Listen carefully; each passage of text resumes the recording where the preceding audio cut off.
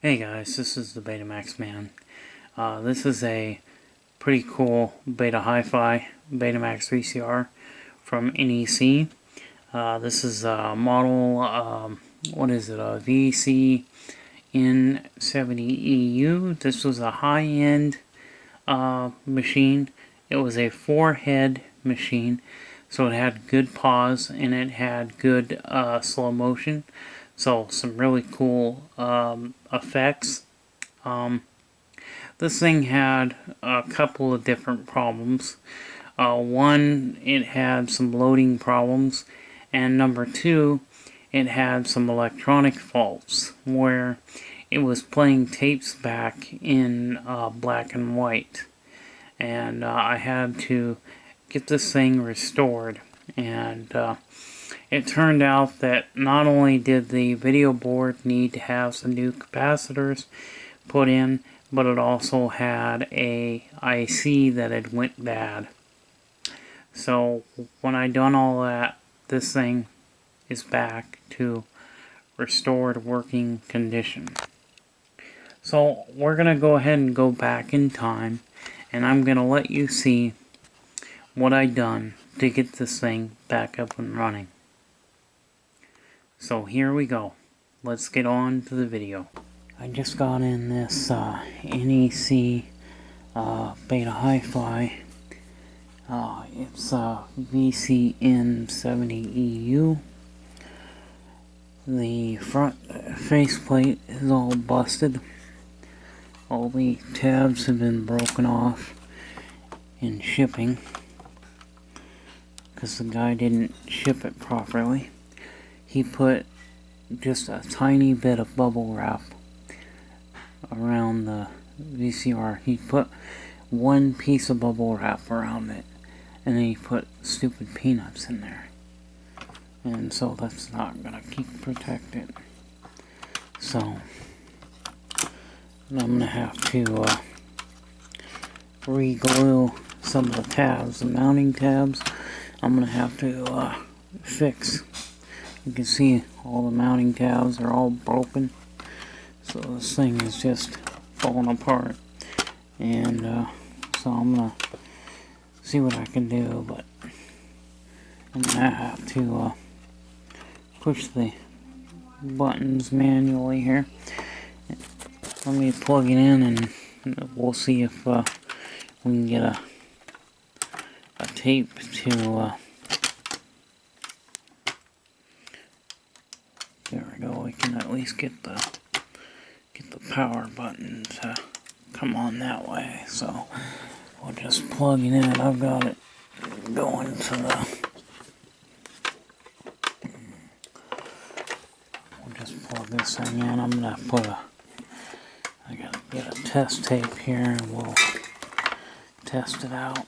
The guy, it was bought off eBay, and the guy said that it worked when he last used it, but that was several years ago. So things can definitely go wrong when I first tried this thing. The motor was constantly running, and it was because the cassette housing was partially pushed in, and the tape guides were up to about here. So I pulled everything back into its home position so that it won't make a ton of noise. Okay, there we go. So looks like we got power, so we'll just see if this tape will go in. I don't know if it will, but we'll try it.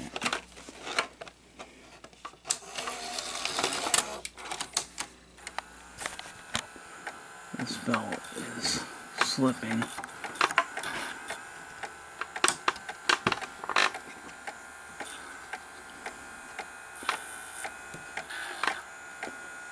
Yeah, it's just slipping.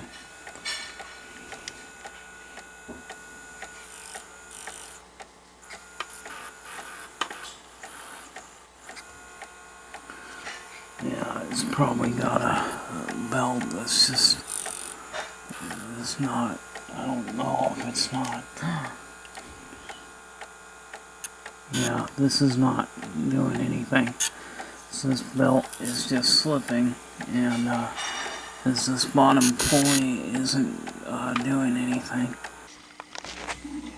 Well, I've got it loaded manually because we got a picture, but it's in black and white. So probably that's probably the preamp circuitry. And it might need at least the servo's working properly. Usually these machines have servo issues, but the servo's okay on this one.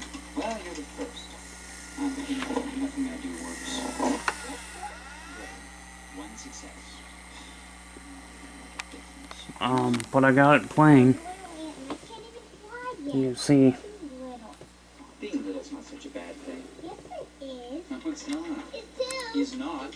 It's not. It's not. It's not. It's not. Oh. I had color, like I was having flashes of color, and then the color went away, so I might need to do some adjustments. So I'm not sure, but you know, we're gonna work on this this weekend. This is just something that just kind of playing with it, see if I can get it to go, you know, and so. But I've adjusted the tracking, and of course this is beta 2 playing back.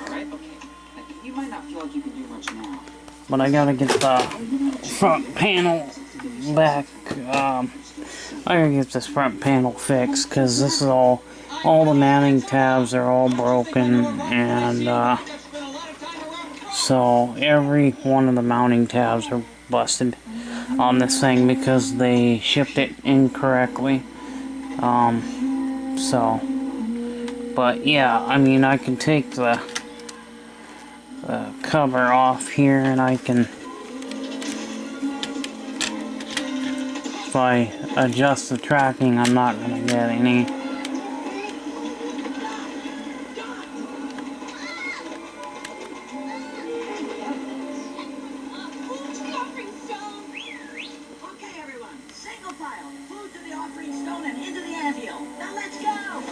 So I have to find out why it's playing back in black and white, and I may need a service manual.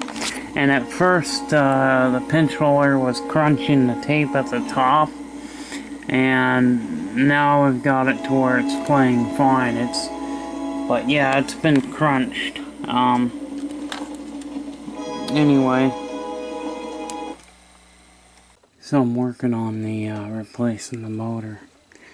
Here's the old one, and when we turn the pulley on the motor on the old one here, you'll notice that when I turn it,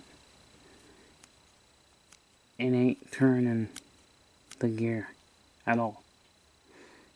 So there is something going on with the worm gear. Worm gear was not turning, and that's why it wasn't loading. Well, I had another motor that I saved out of a parts machine long time ago.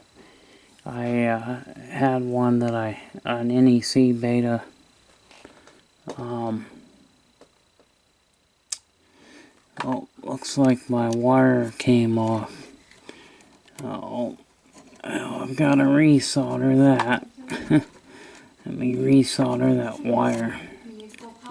But if I now turn this, you'll see that it's now turning. You see? You see that? See how it's turning? See? See, so now we can wind it all the way back. I do gotta get my wire soldered back on because the motor wire has come off, so let's just get this soldered back on. Well, hello guys, once again, another late night working on this thing. This is the NEC Beta HIFI. What I ended up doing is replacing the whole motor assembly.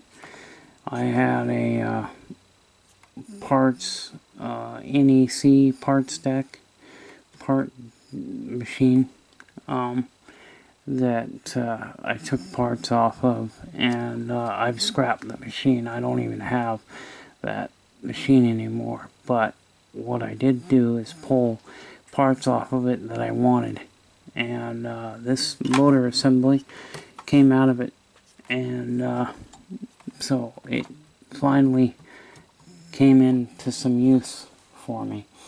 So here is the old motor. Now I have been turning the motor to make sure that the see, it's turning. Seeing how the guide is moving.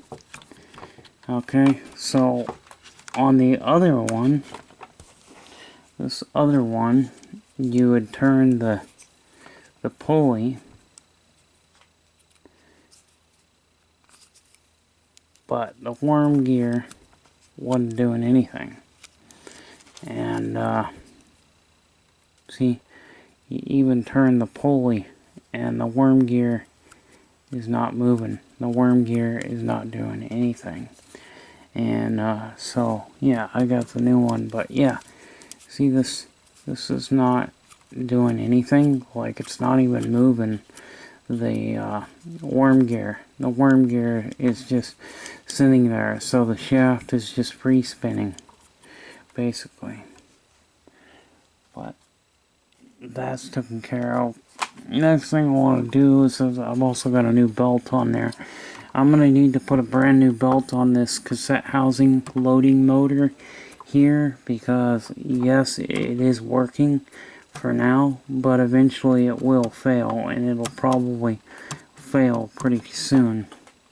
Pretty quickly, actually. But this will fail, I'm sure, because it's pretty loose and the belt's not in very good shape. Now this is all busted. This was all broken in the mail, and so I actually have another face plate that I'm going to put out on it, because see, all the mounting tabs are broken on it, and I'm still contacting the seller, and I basically said, hey, you know, I would be happy with a $30 refund for because of the broken front faceplate, and he said he would, so he hasn't yet, but I figured, you know what, for something that's been damaged in shipping like this, and I think that the guy should have to refund me in some sort of way, because, you know, I still want to keep the machine, but still, the guy, you know, didn't do a very good job packing it. He did a really shitty job packing it. He put a single piece of bubble wrap around it, and then peanuts. Yeah, like those fucking peanuts are gonna do anything. Those styrofoam peanuts, they don't protect it. You need to wrap it. You need to keep the machine from moving around inside the box, and he didn't do that. So yeah, people just think they could just throw something in a box and ship it and it's gonna be fine. No, you have to wrap the machine really well, and you have to put spacing in between the machine and the box so that it doesn't move around. because if it's nice and tight and secure in the box, you're not going to have damages. But you will have damages, you know, because hey, you know, so his poor shipping is why this thing broke on the front, which really pisses me off because, you know, you're paying for something. You know, yeah, I've still paid pretty good amount of money for this damn thing, you know. $75 plus the $55 to ship it, so, you know, and to have something that's broken like this, I mean, all the mounting tabs were all broken off, and all the broken plastic pieces, you know, are here in my hand. Here's all the broken old plastic pieces, and you know what, I think that $30, a refund of $30 is not unreasonable for what happened to this thing. So we'll replace this broken faceplate. First, what we have to do is disconnect the wiring, so I've got to lift this up. I'll figure out how to get that lifted up. Unplug it there and unplug it here, and it'll come out. Of course, I'll take the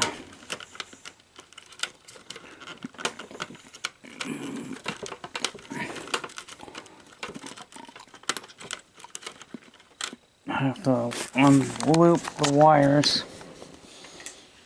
Let's get the wires unhooked from the thing there.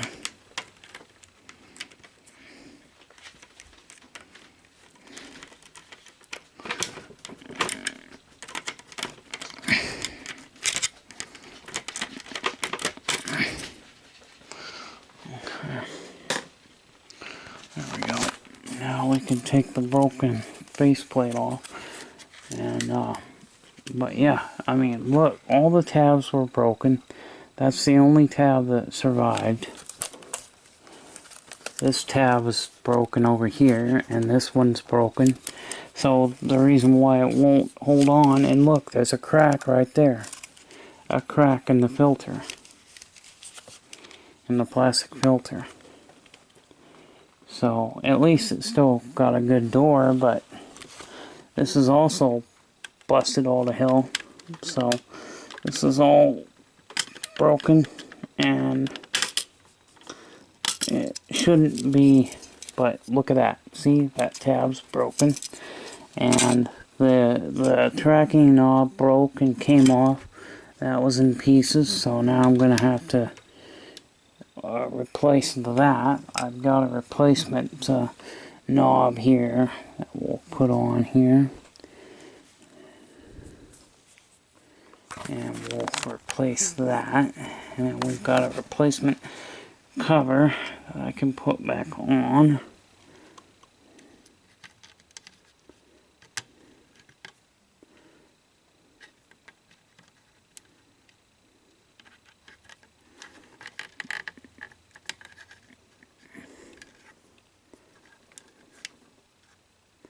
So we've got the replacement knobs. Got the replacement piece here that's not broken. So let's go ahead and install that so that we can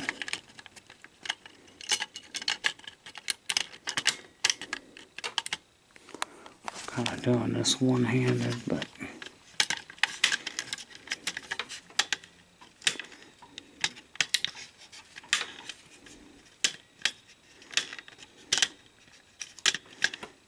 yeah, looks like it was tweaked, and that's what's going on with it. Yep, it was.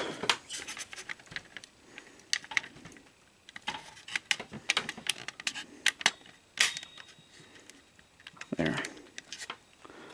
Alright.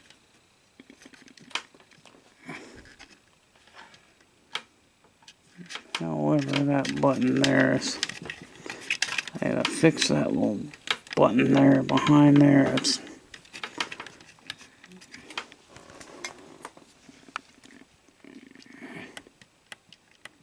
Oh, it is working. There we go. Okay. So, beta 2, beta 3. Beta 3 is down and beta 2 is all the way up. Program set, on or off. Let's do clock. Oh yeah, there's program set, and then down is where the clock. And you've got beta HIFI and TV. You got line. Yeah, beta HIFI and line. There we go. So me and the Betamax kitty are ready to test. And let's see if we can get this thing to load now. It should. So let's put a cassette in.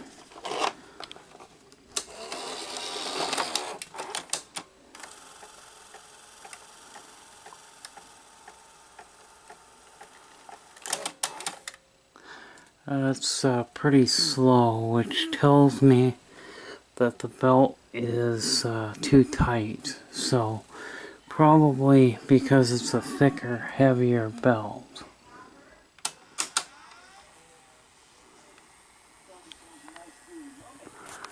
Now we have to figure out as to why it's playing back in black and white.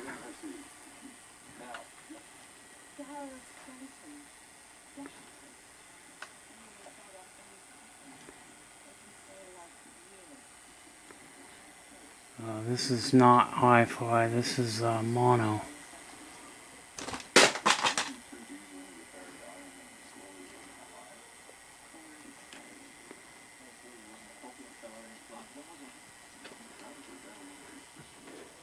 I don't know why it's playing in black and white. I'm thinking, you know, like the color processor is probably, you know, messed up in it.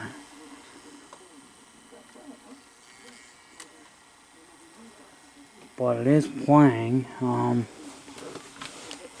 Let's see if I get a. Let's see if it'll eject.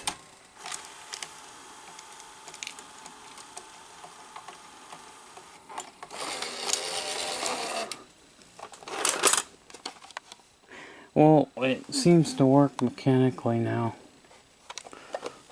So that's good. Let's put one of my favorite cassettes, Jumpin' Jack Flash.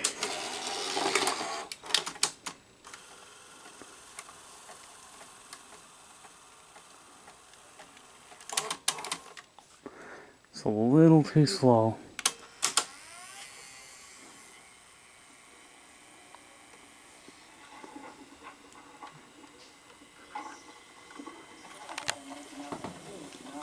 So we have to figure out, so this one's actually tracking good, it's just, well, I spoke too soon, it's not tracking good. We'll have to figure that out as well, but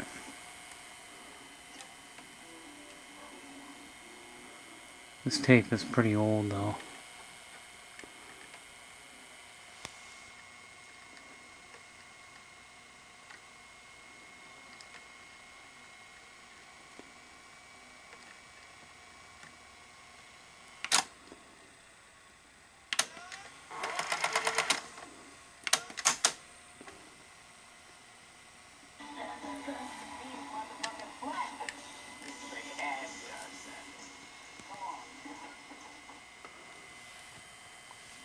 Seems like it's got some issues.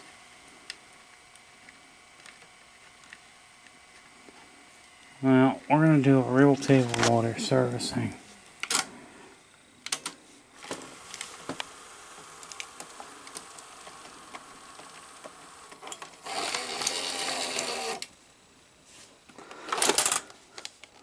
I'm thinking that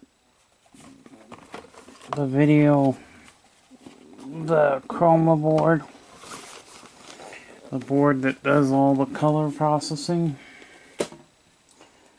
I'm really starting to wonder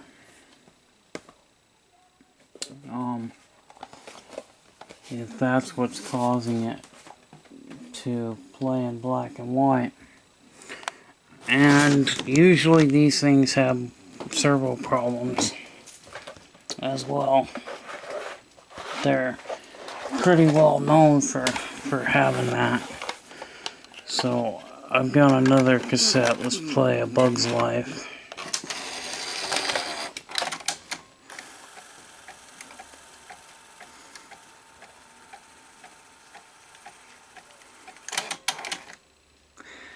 I'm gonna have to change the belt. I'm gonna have to get a smaller belt.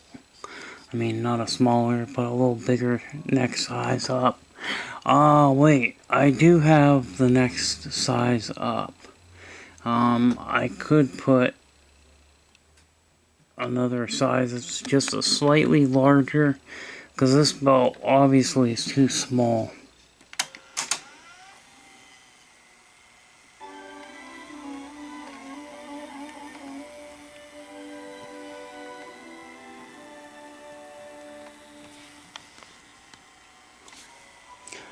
This has a unique feature here, where you've got tracking control. You can go to tracking, and when your signal is all the way forward,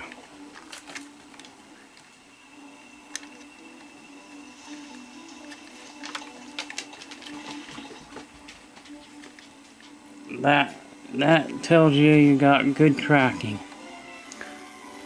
But I think it's got a little bit of a servo issue as well. Like I said, these are known for having servo issues, so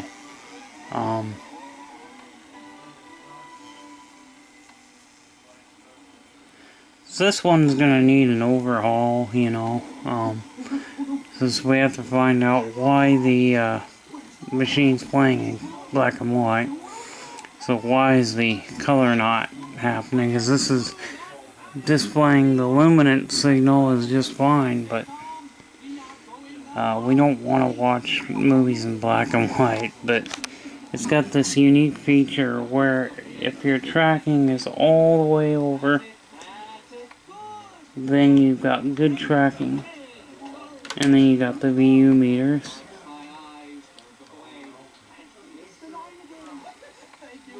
Some of the servo problem might be due to the capstan motor. Might need to have its capacitors replaced on it. Maybe also replace the capacitors for the idler motor, because this has got an idler motor for the it's a direct drive motor it's a pancake motor. And the pancake motor operates the supply and take-up reels. Yeah, so it's doing good as far as mechanically working. I do gotta, like I said, I'm gonna put smaller, larger belt in there. One that's not so small.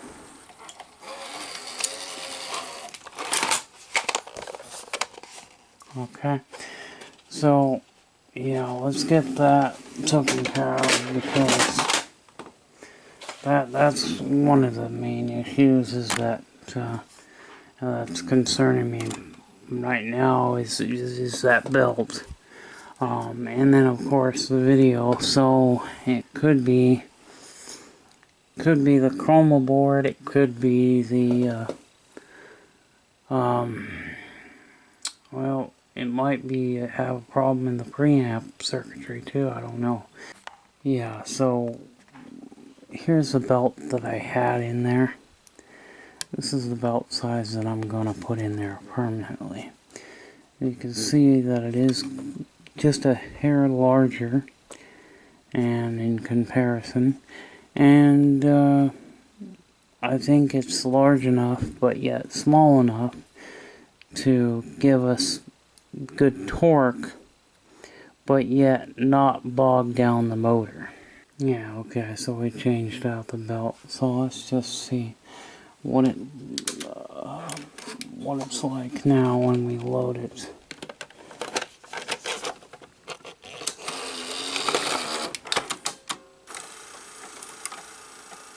Better. It's better. Any larger and it won't work at all. So I think it's not as slow as it was, so it's actually okay. It's definitely not as slow as it was. So this comes with the instruction manual, which is cool. So, and it has just some general setup controls. You got your UHF and your VHF. Well, guys, this machine has been fully restored to working condition.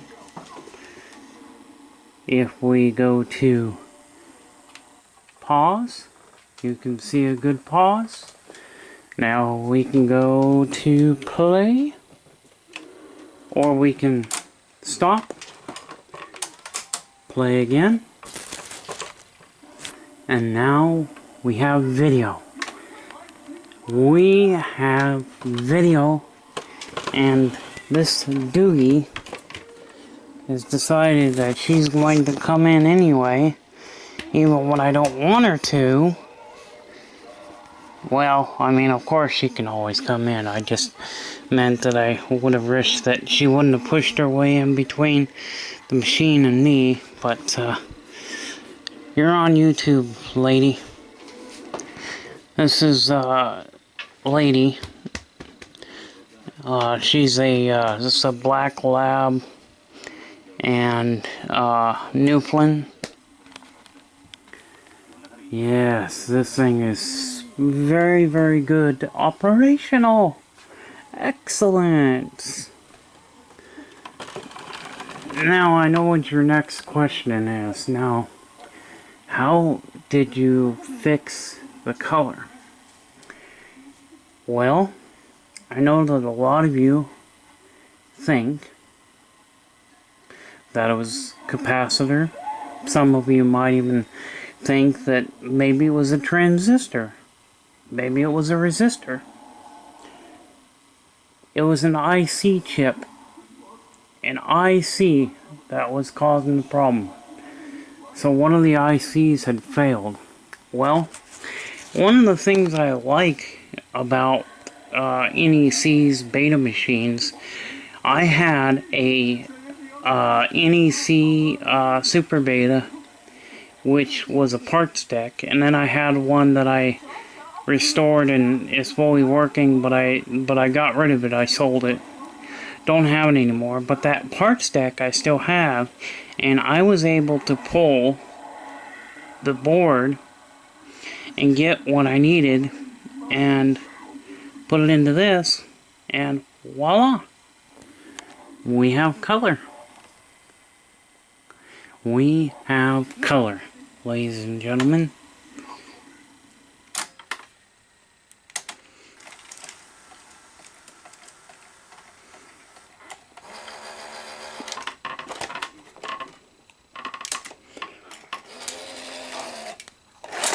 Now, the loading belt is slipping.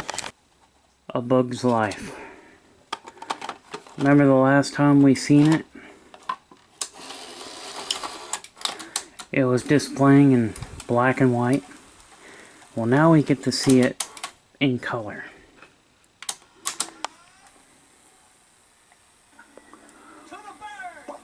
Yay!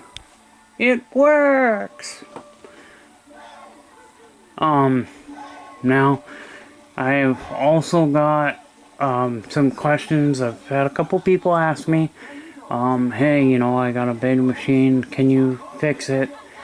And the answer is yes, but I have to wait a couple weeks because right now, guys, I have so many customers that I can't take it all in. I literally cannot, you know, any more than about 3-4 customers a month is about all I can handle because I do work full time. So this is just a hobby of mine, and this is just a fun hobby that I have. But look at the color. Now also there have been some caps that were changed as well. So, but the hi-fi audio, the video quality is excellent. I have the owner's manual for this. What is the next thing to do? What's the next thing that I have to tackle? Well, I gotta replace the belt on the cassette housing. Once I do that, then this machine will be fully operational, but the belt isn't that bad a shape, so I'm actually going to try and use some rubber renew on that belt, and then I'm gonna let it sit for a while and let the chemical do its magic and let the belt dry, and we're gonna see if I can just restore the belt, because all I have are the thicker belts, and the thicker belts will tend to slow the motor down a little bit, and it kind of bogs it down. So I actually do need to order the proper belt size. The belt I've got in here for the loading motor, as you can see, is a very thick belt, and actually the belts that were on this thing, actually audio cassette belts, the belts for like audio cassettes, those are the size belts that these things use. They only use 2 belts. They have a belt for the cassette housing, and then they have a belt for threading the tape around the video head. The video head is direct drive. The idler motor is direct drive. The capstan is direct drive. So the IC had failed on this, and that is why the color wasn't there. So I'm just glad that this thing is saved. And no, this is not for sale. This is going in my personal collection of betas. Hey, you know, the display is nice and bright. The display is not used up. Yeah, so I don't remember how these cassette housings come out. I think what you have to do is you have to take this top plate off so I can get to the screws on the front of the cassette housing. I don't know. I'm gonna figure that out, but at least we have a machine that plays. Now this thing has slow motion. See? The slow motion on this thing is kind of cool. You got X2, so it's talking really fast. So we'll turn X2 off. But yeah, I mean, this thing is working beautifully. So the next thing to do is to clean the video heads. I haven't really done that yet. I did just a real quick cleaning of the video head because I wanted to make sure that the tapes I put in here didn't get contaminated from the heads. You know, if the heads were dirty, if the heads are dirty, sometimes that can transfer onto the tape. So I just did a quick clean just to make sure that didn't happen. But I will do a full, complete clean, and then we'll put it together. We will revisit this machine because I want to do a servicing of the capstan and reel table motor assembly. I want to do that.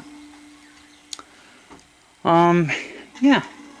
And I'm going to watch a few movies. Now, I also had a problem with the power supply as well. And I didn't film that.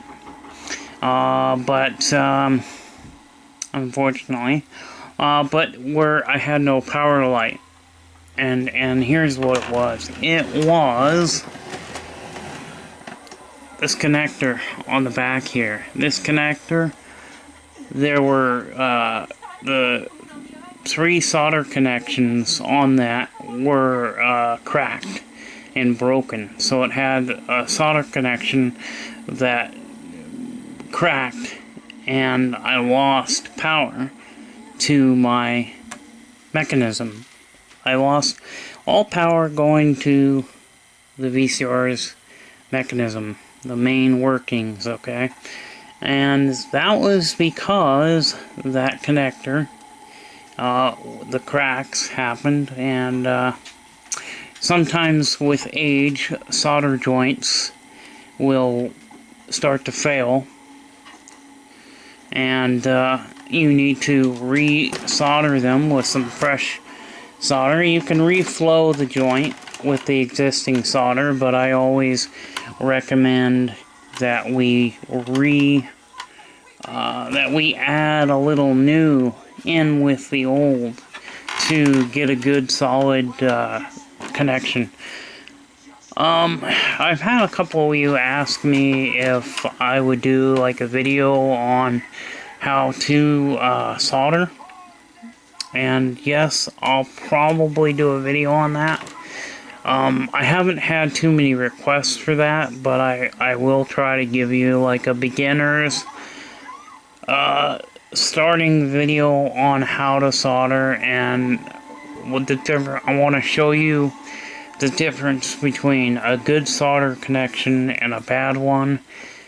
I want to show you, you know, what is a cracked solder joint look like, you know,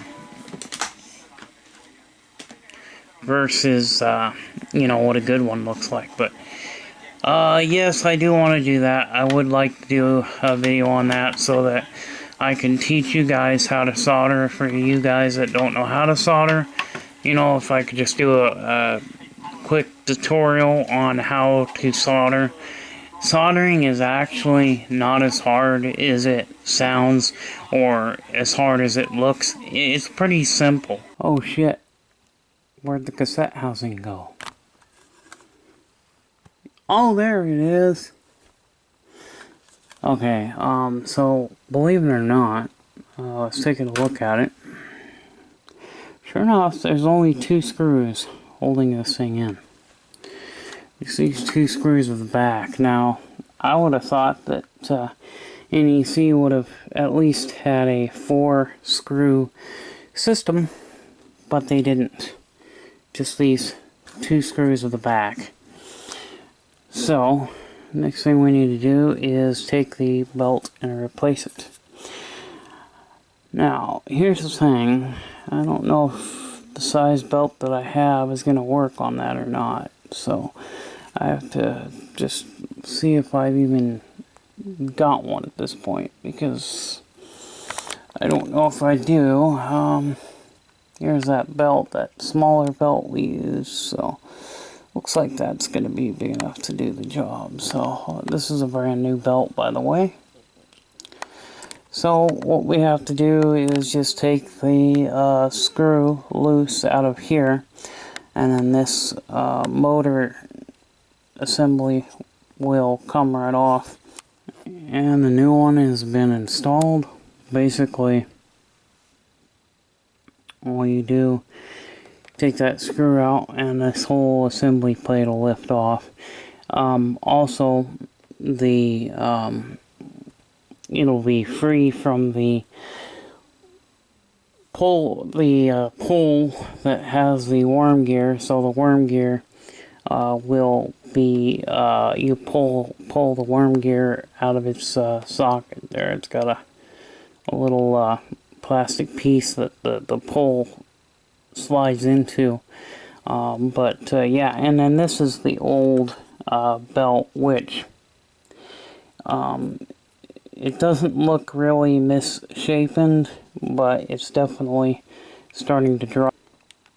So I got it all back together. I still have to do some rubber renew on the pinch roller, but I cleaned all the tape guides, I cleaned the head drum, I've cleaned the video heads, the audio heads, erase head, control track, audio, regular linear, audio and control track head. Alright.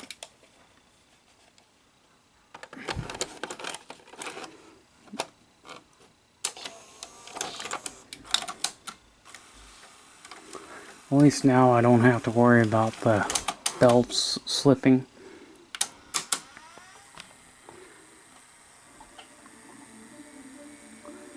So there we go, working. I'm going to put some rubber renew on that pinch roller, put the dot back on, do some cleaning on the outside, and this thing will be ready for me to use. This can be one of my main playback decks. Also, I think we'll do a little test recording later on. We'll do another video of test recording. Oh, and before we end the video, I'm going to show you the IC that failed, that was causing the problem. Okay guys, this thing is finished. The repair is all done.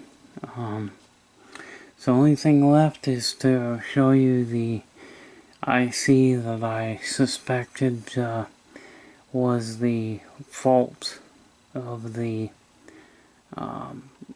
color problem. Now, unfortunately, NEC does not mark their boards like Sony did. Sony marked all their boards because they wanted to make it easy for the service technicians to be able to diagnose and figure problems out fairly quickly. Well, with this machine, that wasn't the case. I mean, this took me all day to figure out what was wrong with it. And then on top of that, I had the power supply problem, but the power supply problem I didn't have filmed, but anyway. So now we just put in a cassette.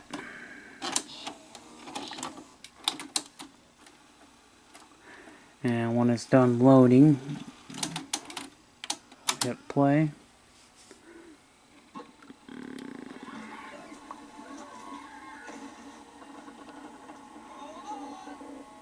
Yeah, this tape is in pretty bad shape actually.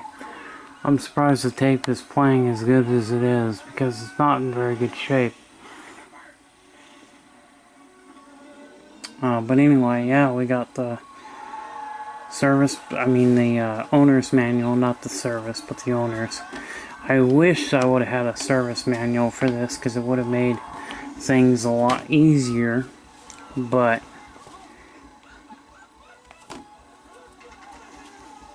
you can see this has got all kinds of really cool in-depth setup. Talking, you know, here's all the table of contents. You know, there's, what, 8 sections, you know, for warnings and features, location and feature, or location and function of controls, antenna/TV connection and presetting, recording procedures, playback, search, fast forward, rewind, slow, and still. Then we have counter, and then we have advanced usage on the table of contents for the, and then of course we have the remote control. And look at all the information that is in this thing. It's talking about the record tab on a beta. It's in a different location. And yeah, this thing is pretty neat. And then here's for the TV or line for both or just the audio. You can do the line audio or line audio and video. And it actually has a connection in the back for mono audio, if you wanted to do that. I don't know why you would want to do that, but you can. It is there. So we got the VU meters, and you know, it's got really neat functions. Now here's a function that is not really mentioned by people on the internet with this model. This model doesn't have a whole lot of info available. But one of the things that the internet's not going to tell you is that this particular model has a control for tracking. So when all of the LED bulbs are all lit up and they're all the way across, you have perfect tracking. So if we were to go and adjust the tracking, it would lower the tracking, so the tracking is not good. And we just raise it up to where it's really good level, and we have perfect tracking. We have a HIFI light coming up. So, because this is recorded in HIFI stereo, of course you can turn HIFI off if you wanted to. But for the, put it on to stereo for the incoming signal. But there is a beta HIFI light, I believe, that you can turn HIFI on or off. At least I thought there was. There may not be. But I thought there might have been a button that could turn HIFI on or off, but maybe not.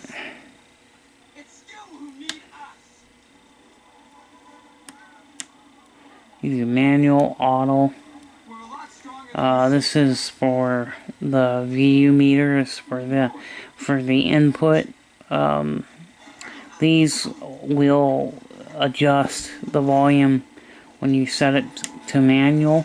So the input video signal, the input audio signal coming in, you can adjust with the controllers if you have it on manual, or you can put them in the middle like I do and then put it on auto, or you just have it on manual with right in the middle, or auto. Auto is for like automatically selecting the best volume for the audio.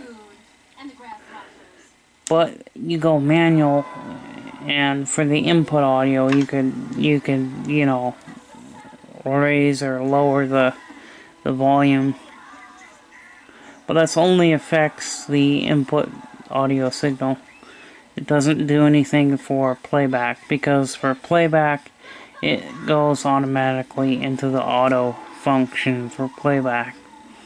You do have audio dub, and we have ×2 playback.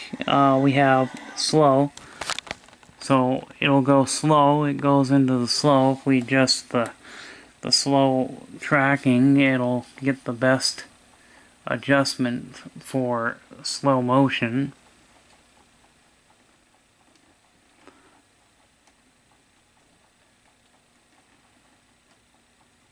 And there's the slow-mo. So we turn that button off, and the tracking is got to be readjusted.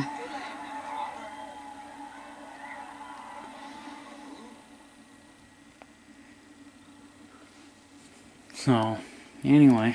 Oh, there comes the rain. Oh, there's the rain. Oh.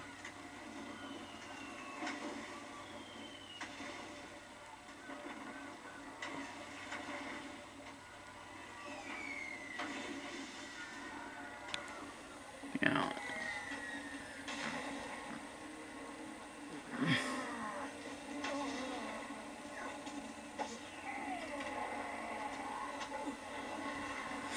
Anyway, but yeah, you got, you know, I'm gonna go to VU meters because I like to see my VU meters. Anyway, yeah, this thing performs beautifully.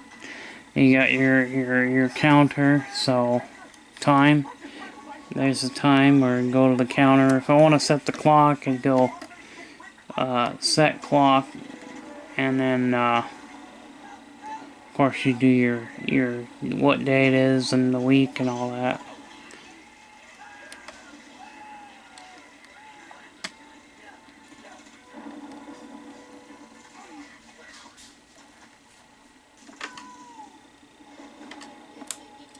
Which is Sunday. And then you can do the shift, and then you go to AM or PM.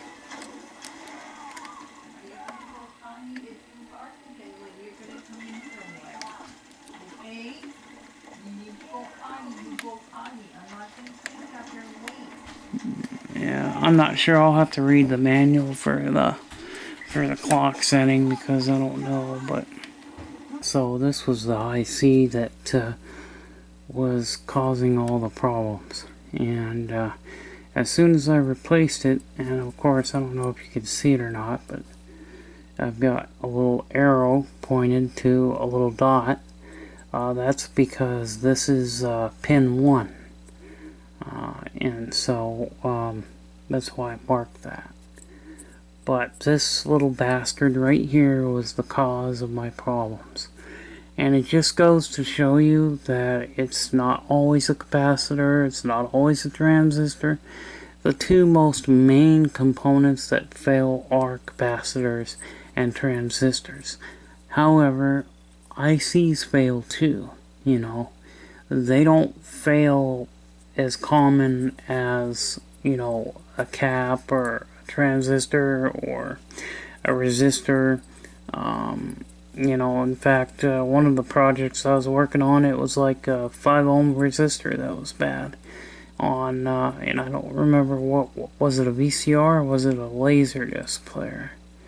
I think it was a Laserdisc player I was working on, but anyway, yeah, this little bastard right here was the cause. This is a little silicon micron little chip. Anyway, but these chips really, when they came out back in the early 80s, you know, they really made electronics better in my opinion. But anyway, so yeah, I mean, now we have a fully working N70EU NEC beta HIFI working. And your questions, did Sony make this? No, NEC did, but Sony supplied a lot of the parts for NEC.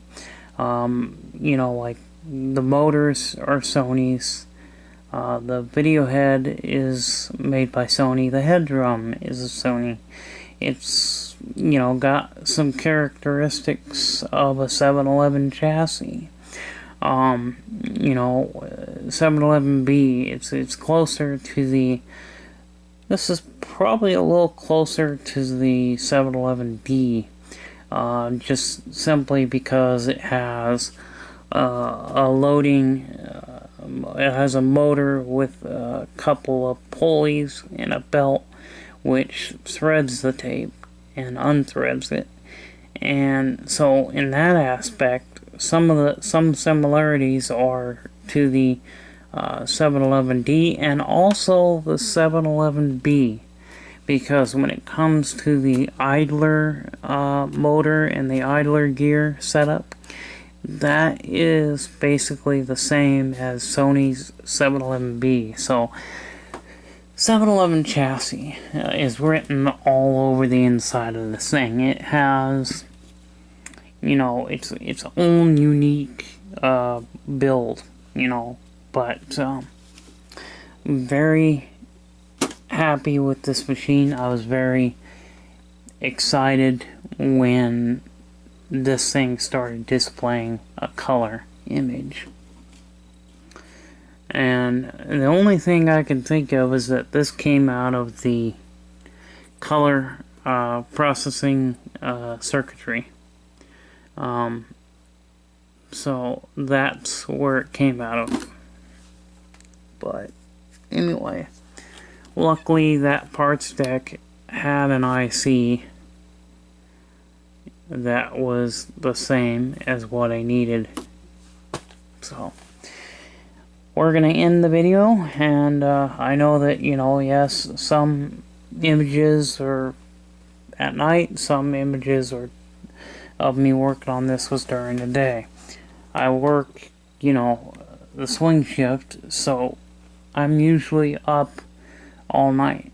I mean, I'm up between, you know, I don't go to bed till like 6 or 7 in the morning, and I don't have to be to work until 4 o'clock. So, you know, I sleep for 5-6 hours, and then I, you know, go to work, and then I come home and I eat dinner, and then I'll mess around with some electronics sometimes, and sometimes I will wait until the weekend to work on them. Sometimes I won't.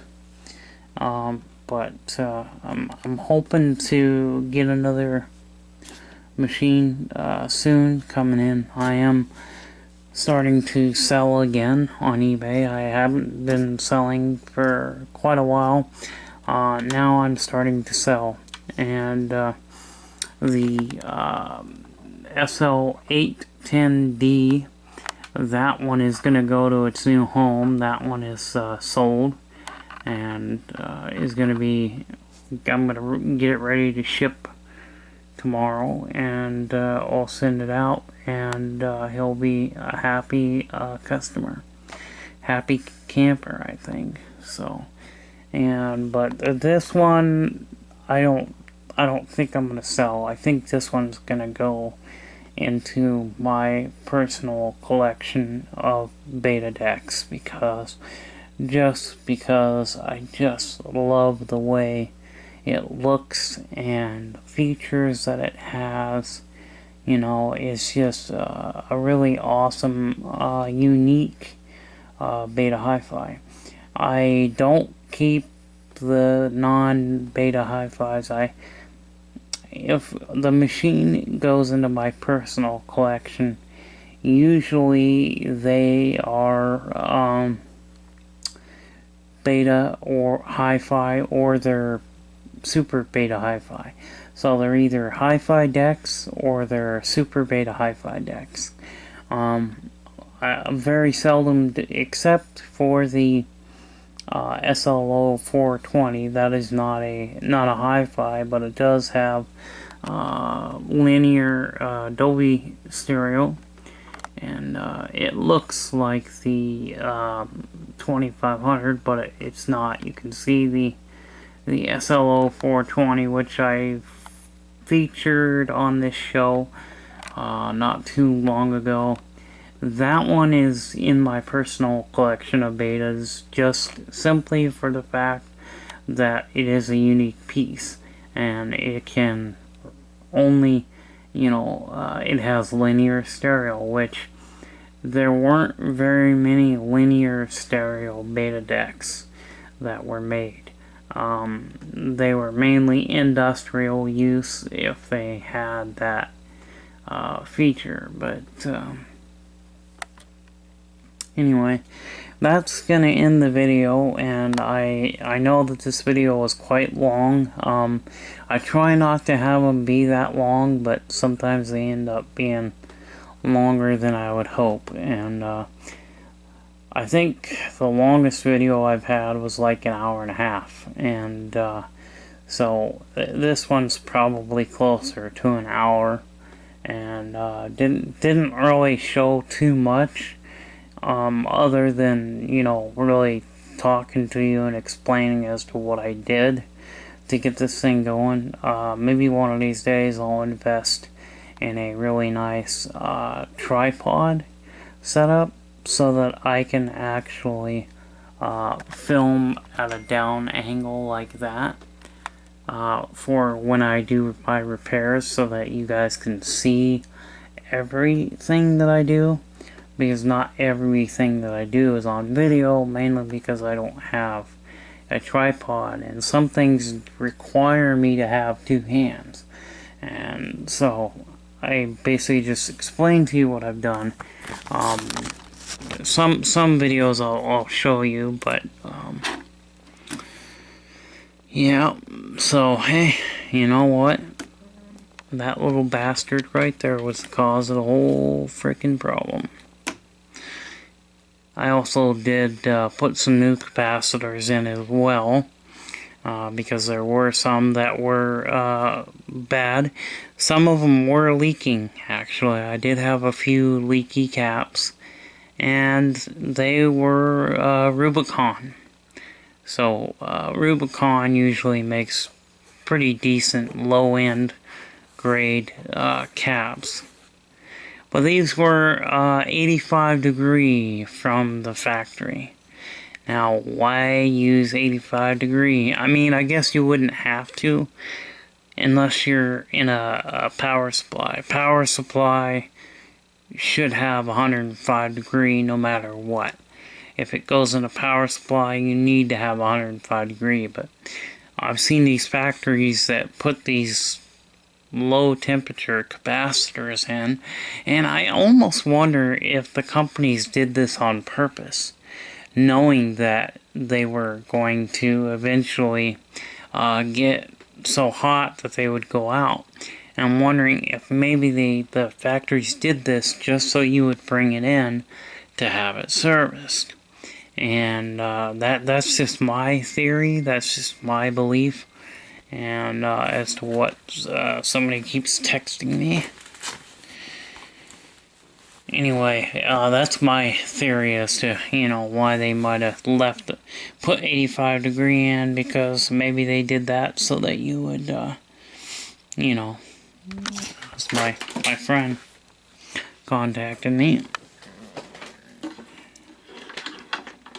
Anyway, so, I hope you guys enjoyed the video, and we will catch you in the next one. Bye-bye.